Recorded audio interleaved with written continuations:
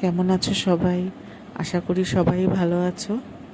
আজকে ছিল বিশ্বকর্মা পূজা, আর এই বিশ্বকর্মা পূজার দিন আমি ঘুম থেকে উঠেছি 11:30, 12:15 বাজে।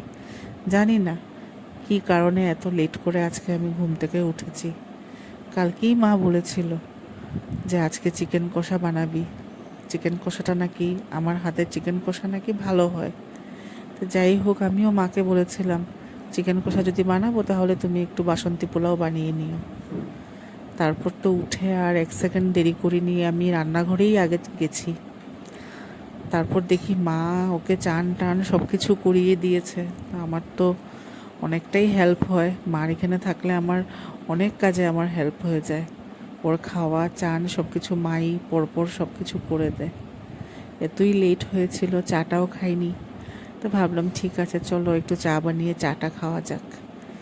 গরমটাও খুব ছিল, মাঝে মধ্যে ওকে গিয়ে দেখে আসতাম যে কী করছে।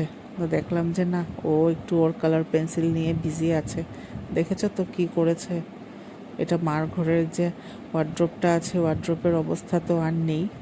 রুজ মুছা হচ্ছে, রুজ সেরকমই আবার আঁকানো চলছে। যাই হোক, এদিক ওদিক করতে করতে চিকেন কষাটাও হয়ে গেল। চট করে আমিও ওকে দুপুরের খাওয়াতে বসিয়ে দিয়েছি।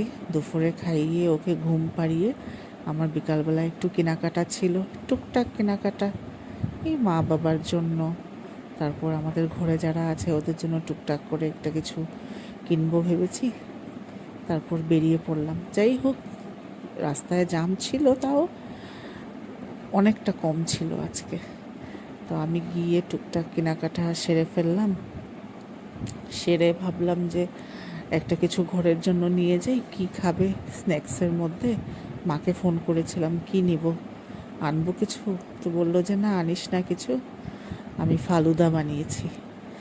মা জানি কিভাবে কি বুঝে, মানে সব সময় মনের ইয়েটা বুঝে বানিয়েই রাখে। জানে যে ফালুদাটা খেতে ভালো পারি, তার জন্য সেই ফালুদাও বানিয়ে রেখেছে। আমি বললাম যে ঠিক আছে, আসছি তাহলে, আর কিছু নেইনি। আমার বাজার কমপ্লিট করে ঘরে গেছি। ঘরে যাওয়ার সঙ্গে সঙ্গে গিয়ে দেখি ফালুদা, আর কি লাগে।